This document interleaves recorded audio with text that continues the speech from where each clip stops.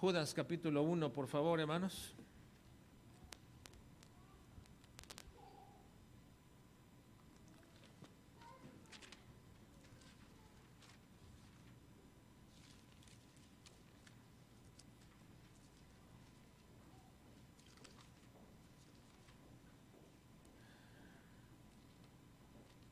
A finales del año veíamos una pequeña serie del libro de Judas. De hecho, hay varias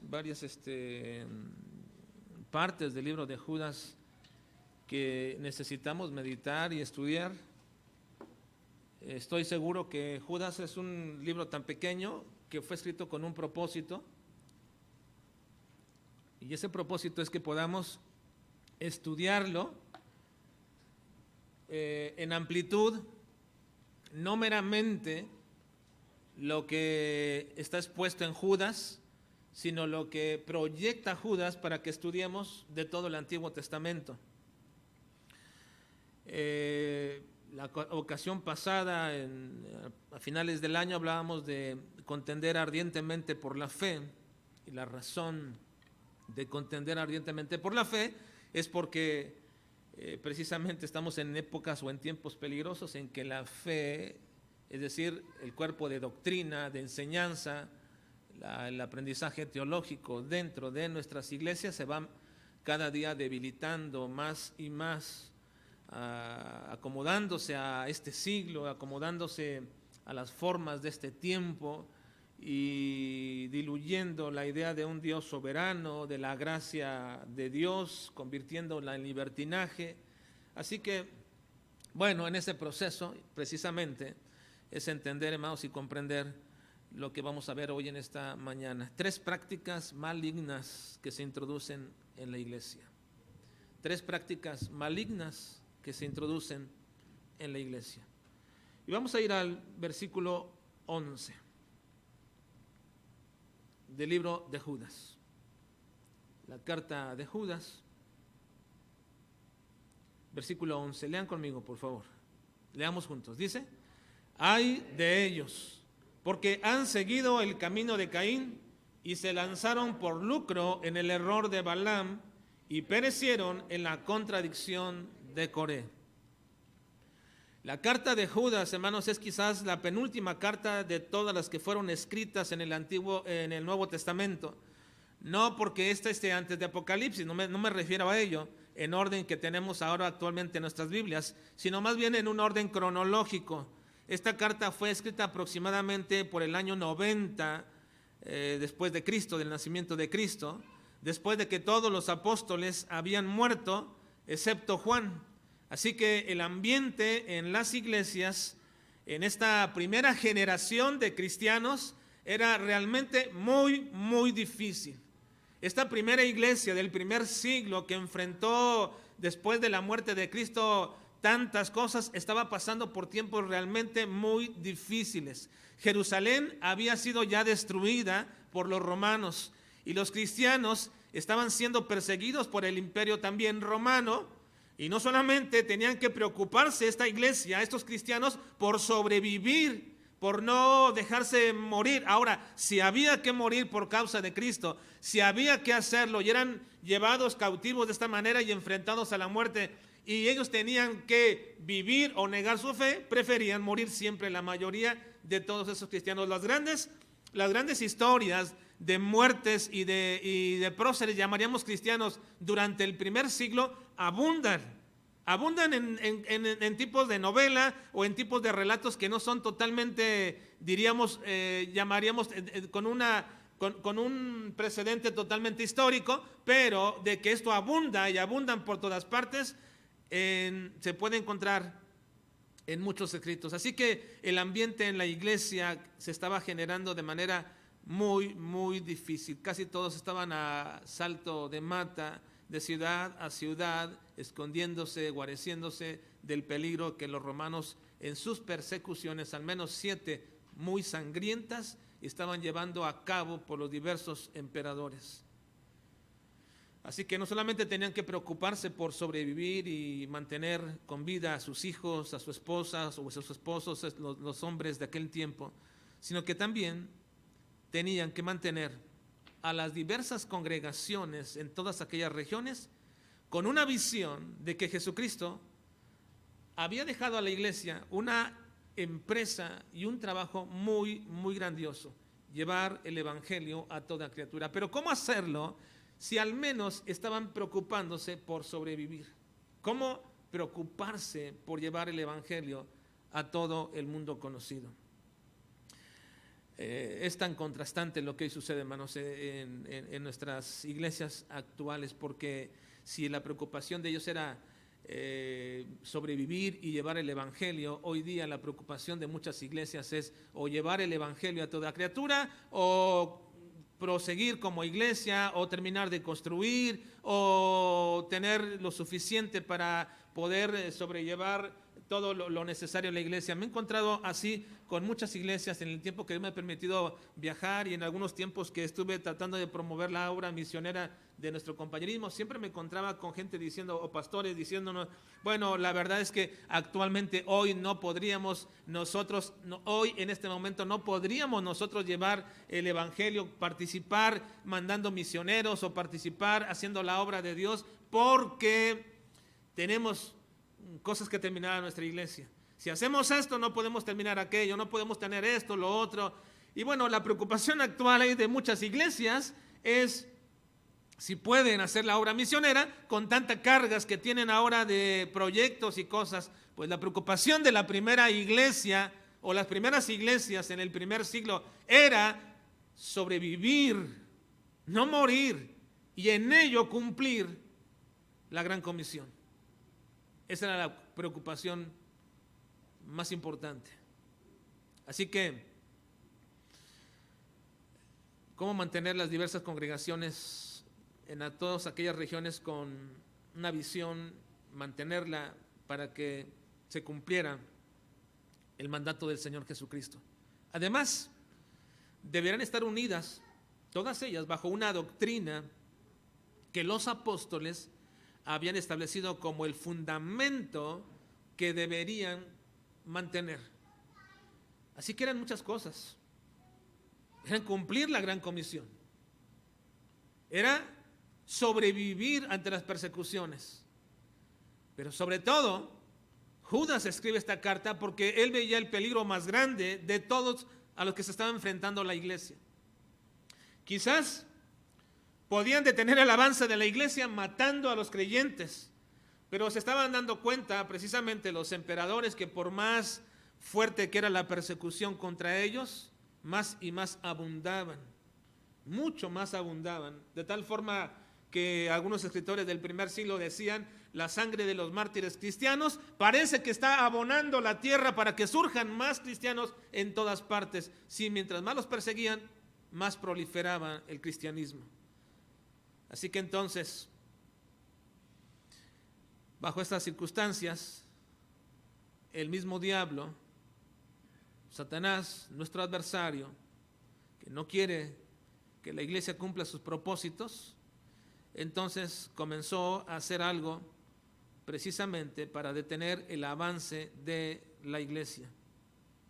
Y esto es precisamente debilitar el fundamento sobre los que la iglesia está puesto.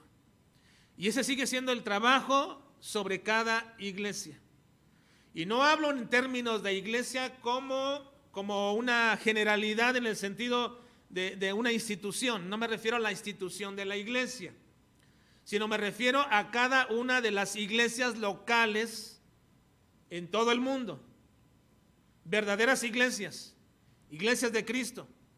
Así que entonces, si no podía detener el avance de la iglesia con las persecuciones, lo iba a detener debilitando el fundamento de la doctrina de aquellas iglesias.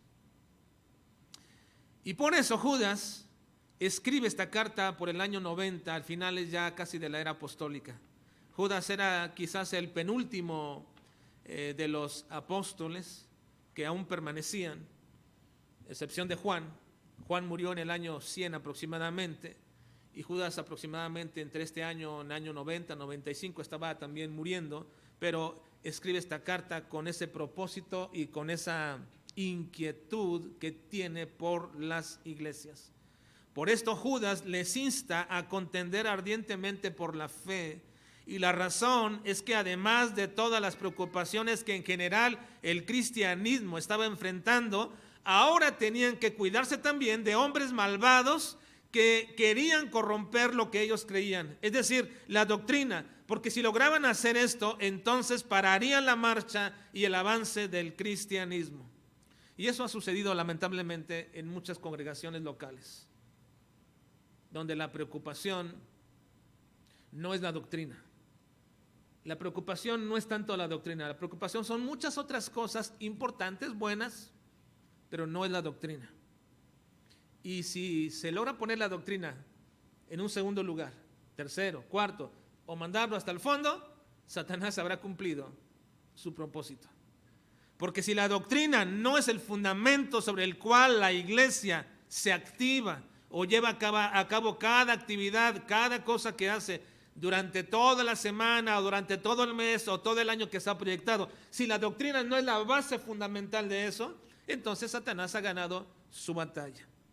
Por eso es que Judas escribe esta carta. Y Judas cataloga a estos hombres como hombres impíos, hombres perversos, hombres soñadores, hombres que blasfeman, como dice Judas, en cuanto a cosas que no conocen y que se corrompen como animales irracionales. Judas describe de esta manera y califica a estos hombres para poder decirnos de qué manera está indignado con aquellos que intentan corromper la doctrina. La manera en que Judas está calificando a estos hombres y se introducen encubiertamente dentro de las congregaciones es por demás demostrativo del enojo, la frustración y la indignación de Judas, pero también para manifestarnos lo dañino y pernicioso que es para la iglesia que hombres encubiertamente introduzcan prácticas malignas a fin de detener el avance de la iglesia. Y para ello, Judas alude a muchos ejemplos del Antiguo Testamento para manifestar lo aborrecible que es para el Señor lo que estos hombres están haciendo. Miren, déjenme leer Judas, versículos 1 hasta el versículo 10. Y noten, por favor, lo que acabamos de decir en este momento. Cómo es que para Judas es indignante lo que ellos hacen y también para el Señor. Judas, siervo de Jesucristo y hermano de Jacobo, a los llamados, santificados en Dios Padre y guardados en Jesucristo, misericordia y paz y amor os sean multiplicados.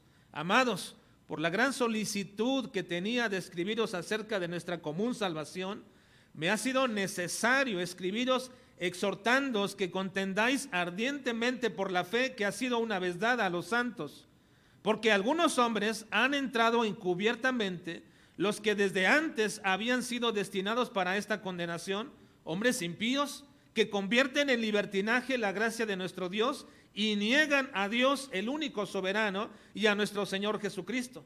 Mas quiero recordaros, ya que una vez lo habéis sabido, que el Señor, habiendo salvado al pueblo sacándolo de Egipto, después destruyó a los que no creyeron. Ahí pone nuestro primer ejemplo, qué fue lo que pasó con tales hombres que ya desde antiguo hacían lo mismo.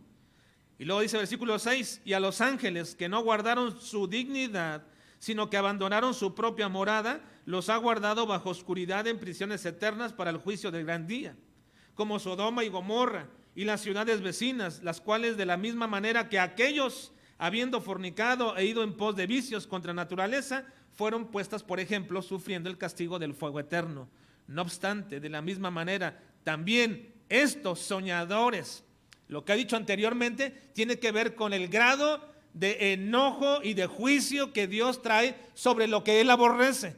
Y lo está poniendo de ejemplo, los califica como aquellos incrédulos del desierto con el pueblo que no creyeron. Los califica como aquellos ángeles que Dios puso en prisiones de oscuridad y los califica como Sodoma y Gomorra que cometían actos totalmente en contra de naturaleza. Bueno, si así como Dios enjuició a todos ellos, dice, ahora, no obstante, de la misma manera también estos soñadores mancillan la carne, rechazan la autoridad y blasfeman de las potestades superiores.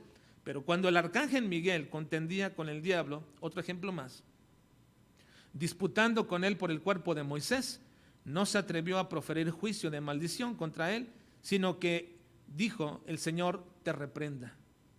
Pero estos, hablando de estos hombres que habla ahora actualmente en el tiempo de Judas, pero estos blasfeman de cuantas cosas no conocen, y en las que por naturaleza conocen, se corrompen como animales irracionales. Esta pequeña introducción de Judas para manifestar y hacer visible a aquellos hombres y lo que están haciendo, les pone como ejemplo a todos estos oyentes de Judas o lectores de Judas, cuán grave es el castigo y el juicio que Dios va a traer sobre todos ellos. Así que entonces, en este proceso nos da todos esos ejemplos que merecen cierta explicación, porque algunos casos son de estos muy enigmáticos, ¿verdad? Algún día, si Dios nos permite, veremos a qué se refiere aquellos ángeles que no guardaron su dignidad, o esa pelea entre el arcángel Miguel y el mismo diablo por el cuerpo de Moisés. Todo ello en algún momento lo veremos más, no es el propósito ahora, pero culmina pronunciando con todo esto, con toda esa exposición del juicio que Dios traerá, culmina pronunciando un ay. Versículo 11, ahora, lean conmigo, versículo 11 una vez más. Ay de ellos, porque han seguido el camino de Caín y se lanzaron por lucro en el error de Balaam y perecieron en la contradicción de Coré. Ay de estos hombres. Ay de estos hombres, dice en este versículo. Bajo esta misma idea de juicio que Dios va a traer contra todos ellos, ay de todos ellos. Los ejemplos que ha mencionado de juicio, ahora les dice ay. Y recuerden ustedes que un ay es una expresión muy hebrea. Ahora, nosotros usamos un ay aquí cuando nos duele algo de pronto, ¿verdad? Pero esta no es la misma expresión. Esta no es una interjección que explica nuestro dolor por algo. Esta más bien es una manifestación totalmente hebrea, que es un presagio de destrucción y de juicio. Los profetas del Antiguo Testamento usaban muchas veces esta palabra para explicar, para anunciar lo que Dios les iba a traer próximamente. Incluso nuestro Señor Jesucristo también la pronunció en muchas ocasiones y varias veces la repitió en la misma frase, porque todo juicio que se presagia, juicio de parte de Dios, está antecedido por un ay. Y cuando se antecede por un ay, se espera entonces lo peor. Es una especie de maldición, podríamos decir. Prácticamente los judíos utilizaban el ay para proferir una maldición que vendría sobre alguien. Así que cuando Judas utiliza esta frase, ay de ellos, de estos hombres que han entrado encubiertamente y que intentan detener el avance de la iglesia, diluyendo la gracia de Dios y negando al Dios soberano, ay de ellos. Este ay también es para muchos que actualmente en iglesias hacen esto, en las congregaciones. Todo judío sabe que cuando alguien pronuncia un ay, se espera entonces lo peor. Judas resume la razón de este juicio que les vendrá a estos hombres. Lo resume Judas, todo.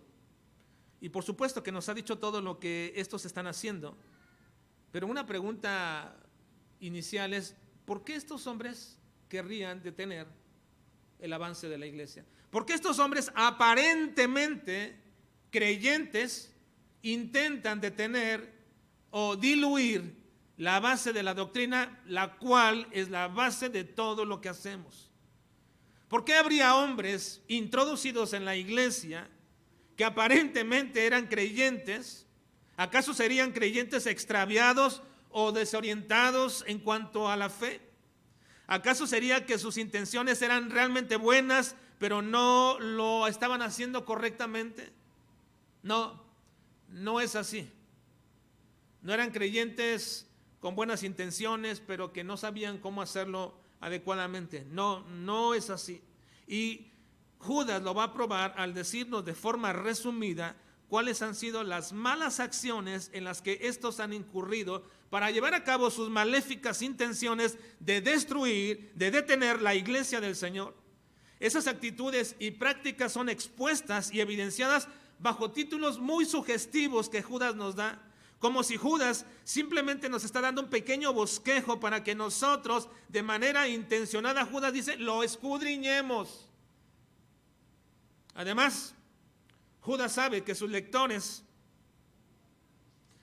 siendo la mayoría judíos, cristianos judíos, principalmente, que están esparcidos por toda Europa y por toda Asia, saben bien las historias y a los personajes que se está refiriendo Judas aquí. Cuando Judas pronuncia su ay, luego cataloga lo que están haciendo con ciertos calificativos, ciertos ejemplos del Antiguo Testamento, resumiendo todo lo que ellos están haciendo de esta forma, como lo he dicho, de manera muy sugestiva para que nosotros podamos estudiarlo. ¿A qué se refiere con esto?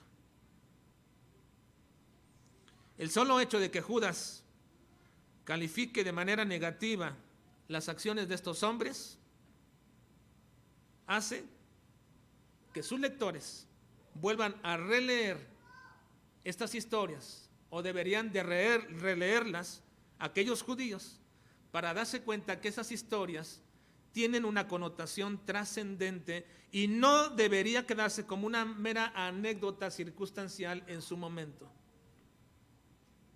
Es algo que cuando Judas califica de esta manera lo que están haciendo estos hombres en el primer siglo, está diciéndonos que deberíamos de cuidarnos todos los tiempos posteriores. El hecho de que diga de que estos hombres en el primer siglo en medio de la iglesia están imitando las actitudes y acciones de hombres de hace 1500 y 4000 años antes que ellos, nos debería también a nosotros alertar porque esas acciones no culminaron aquí, ni culminaron con Caín, ni culminaron con Balaam, ni culminaron con Coré. Continúan, siguen, y Judas las está exponiendo. Ahora aquí en la iglesia, después de tantos miles de años, está aconteciendo en la iglesia, y ahora también nos dice que de esta forma deberíamos cuidarnos hoy actualmente como iglesia, porque son prácticas totalmente maléficas. Es decir, provienen del mismo diablo. Satanás siempre ha querido detener el avance de la iglesia. Y en esos 35 años o 40 años que tenga la iglesia, seguramente aquí la iglesia juarense ha sufrido de tantos ataques y circunstancias para que en algún momento dijéramos, se cierra la iglesia y ya, cada quien váyase en alguna parte. He escuchado que hacen esto en muchas iglesias, ¿verdad? De pronto la cierran y cada quien busque algún lugar en otra parte. He estado casi 20 años aquí, la mitad de vida de la iglesia, y en este tiempo he visto cómo Satanás muchas veces, por temporadas, por épocas, ha tratado de detener el avance de esta iglesia. Y cuando entendí esto al principio de los días que llegué, cuando lo entendí en los primeros 2 o 3 años que esto podía acontecer, entonces supe y entendí que Dios me decía que teníamos que reforzar algo que va a mantener a la iglesia, quizás no con las mejores actividades ni con la mejor relación social entre sus miembros, pero algo que va a mantener la iglesia, manteniéndola abierta aquí, es que se establezca perfectamente la doctrina que creemos, porque mientras mantenemos esto y haya creyentes que se establecen en la doctrina, esta iglesia podrá proseguir, seguirá, continuará. No debemos ignorar que Satanás está trabajando arduamente para detener el avance de nuestra iglesia. 2 Corintios 2:11 dice, para que Satanás no gane ventaja alguna sobre nosotros, pues no ignoramos sus maquinaciones. Hermanos, deberíamos de saber, deberíamos tener entendidos, deberíamos de abrir nuestra mente, nuestro corazón y estar expectantes, porque Satanás está continuamente maquinando algo para que la iglesia bautista juarense se detenga. Deberíamos estar siempre alertas y que Satanás no nos gane ventaja. Que no nos gane ventaja significa que preveamos, que veamos hacia adelante lo que podría ser y lo que podría llegar a ser un verdadero peligro, para que Él no tome ventaja sobre nosotros. Por ello se nos insta a que como miembros de una iglesia, de esta iglesia, vigilemos y estemos alertas, porque en cada iglesia local siempre se puede presentar el ataque feroz del diablo en su momento. Se puede presentar. En 1 de Pedro 5:8 dice: sed sobrios y velad. Sed sobrios y velad, porque vuestro adversario, el diablo, como león rugiente, anda alrededor buscando a quien devorar. Por eso he dicho que debemos cuidarnos de al menos 3 prácticas malignas que introducen a la iglesia y que intentan detener su avance o destruirla.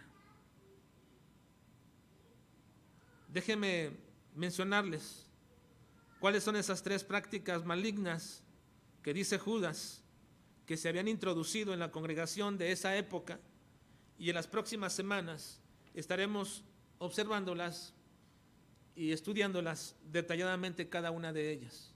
Hoy lo haré solamente de manera general. ¿Cuáles son esas 3 prácticas malignas que se pueden introducir en nuestra iglesia y que debemos estar alertas para que no gane Satanás ventaja sobre nosotros? Veamos la primera. Solo las mencionaré de manera muy general, haciendo alguna pequeña alusión, y después las veremos en los próximos días. Las veremos con más detenimiento. Primera, el menosprecio por las formas correctas de honrar y de glorificar a Dios. Esta es una práctica primaria. El menosprecio por las formas correctas de honrar y de glorificar a Dios. Judas le llama el camino de Caín. Judas le llama el camino de Caín. No explicaré ahora todo esto, solamente diré lo siguiente: si es un camino, significa que entonces está perfectamente delineado, es perfectamente visible, se puede observar. Uno sabe en algún campo, en alguna parte donde hay un camino por donde la gente pasa, porque se puede observar fácilmente. Así que entonces Judas le llama a esto el camino de Caín. Dios reprendió a Caín en medio del enojo que Caín tenía porque Dios no había aceptado su ofrenda.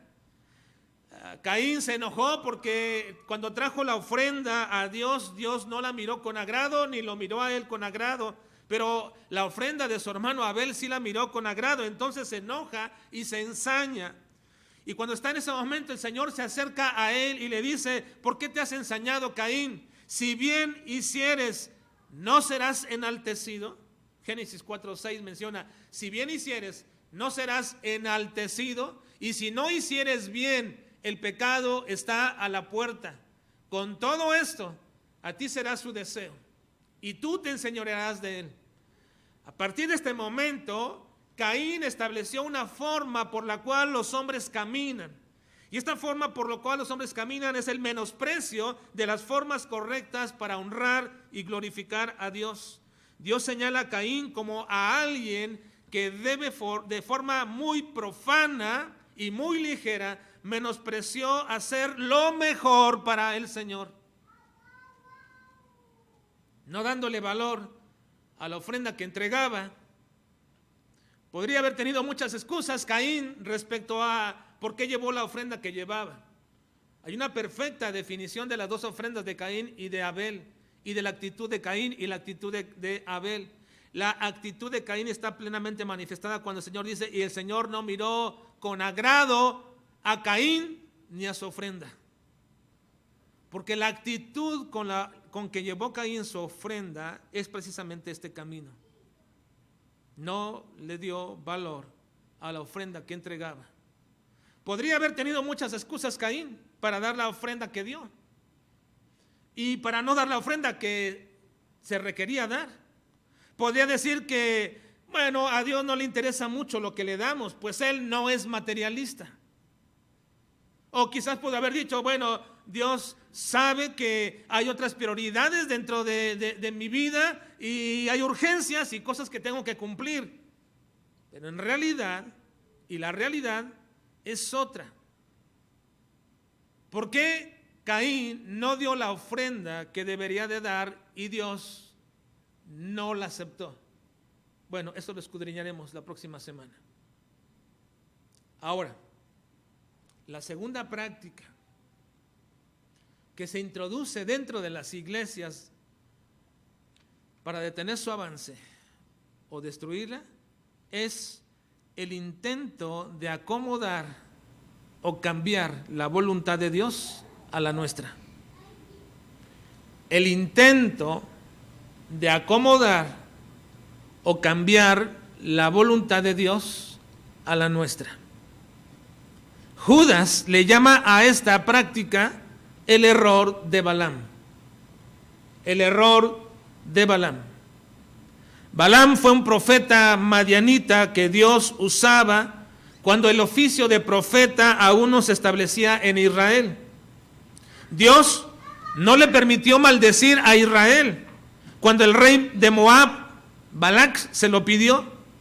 La orden de Dios fue tajante y directa para Balaam y le dijo, no lo vas a maldecir. Y hasta incluso utilizó una asna para hacerle ver que su voluntad no va a cambiar. Mi voluntad respecto a esto no va a cambiar. En Números 22, 32 y 33 dice, y el ángel de Jehová le dijo, ¿por qué has azotado tu asna estas 3 veces? He aquí yo he salido para resistirte, porque tu camino es perverso delante de mí. El asna me ha visto y se ha apartado luego de delante de mí estas 3 veces. Y si de mí no se hubiera apartado, yo también ahora te mataría a ti y a ella dejaría viva. Vean de qué manera el Señor reprende a Balaam, un hombre que intenta acomodar o cambiar la voluntad de Dios a la suya por mera conveniencia. Esta es una práctica que perjudica a las iglesias y lo observaremos también. Pero ¿por qué pensaba, hermanos, que Balaam, que Dios podría cambiar su voluntad para favorecerlo? ¿Por qué pensaría Balaam que Dios podría cambiar su voluntad para favorecerlo? Bueno, también será algo que veremos las siguientes semanas. Ahora, la tercera práctica introducida, tercera práctica maligna introducida, es el menosprecio al servicio que Dios te permite hacer en su obra. El menosprecio al servicio que Dios te permite hacer dentro de su obra. A esto Judas le llama la contradicción de Coré.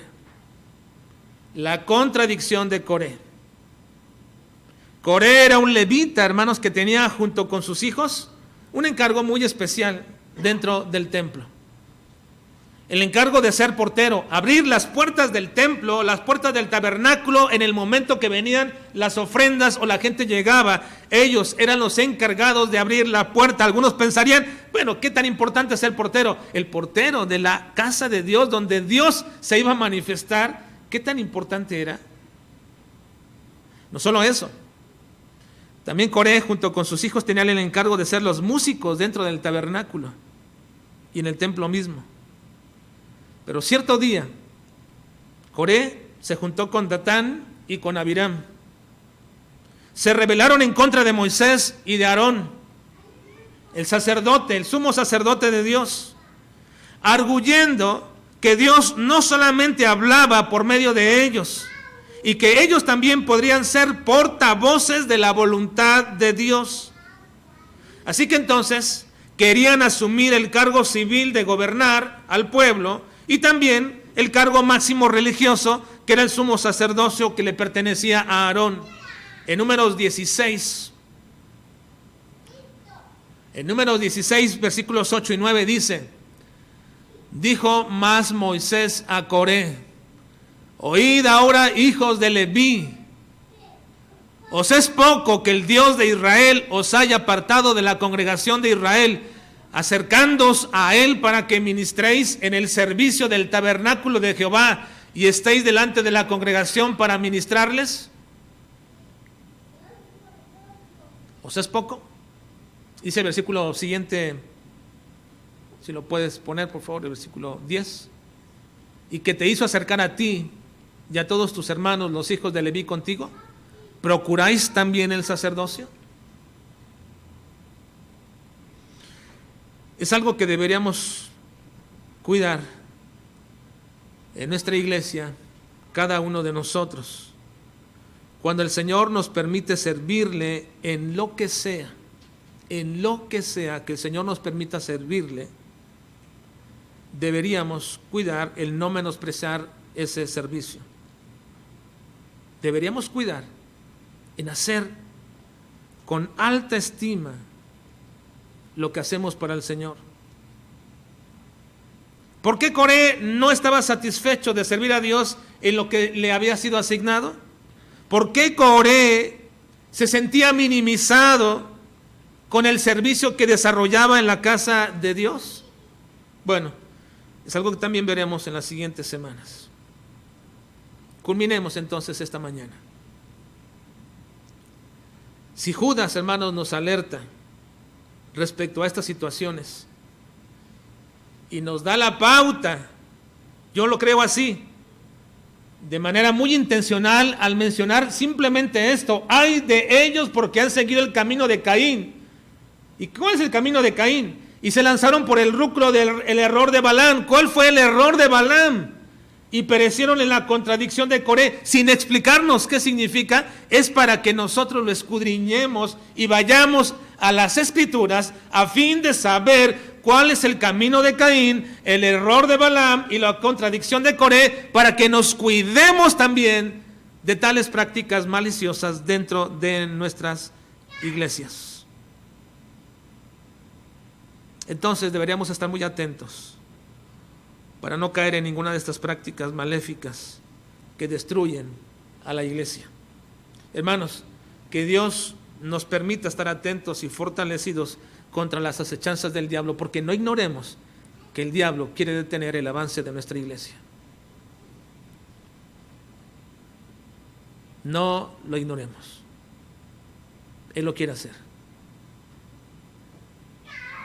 Y va a utilizar, y va a usar formas, pero sobre todo va a usar esas tres acciones. Porque cuando son abiertos los ataques, nos fortalecemos y lo impedimos. Pero cuando las prácticas son sutiles y se introducen, eso disminuye nuestro gozo, nuestra alegría de venir a la casa de Dios y nuestro deseo de servir al Señor y de proseguir en su obra. Dice Efesios 6, 10 y 11. Pónganse de pie, por favor, hermanos, y culminemos esta mañana leyendo este pasaje. Lean conmigo este pasaje, por favor. Leamos juntos. Dice: por lo demás, hermanos míos, todos juntos, leamos fuerte. Por lo demás, hermanos míos, fortaleceos en el Señor y en el poder de su fuerza. Vestíos de toda la armadura de Dios, para que podáis estar firmes contra las acechanzas del diablo. Vestíos de toda la armadura de Dios para que podáis estar firmes contra las acechanzas del diablo. Estoy seguro que el diablo va a querer desanimar, sacar a muchos de nosotros de nuestra iglesia para no continuar. Estoy seguro que Satanás ha estado haciendo esa obra una y otra vez, golpeando lentamente, poco a poco, el corazón, la mente, los sentimientos de algunos. Y quizás ha ganado la batalla en algunos. Pero fortaleceos en el Señor y en el poder de su fuerza, no en la nuestra.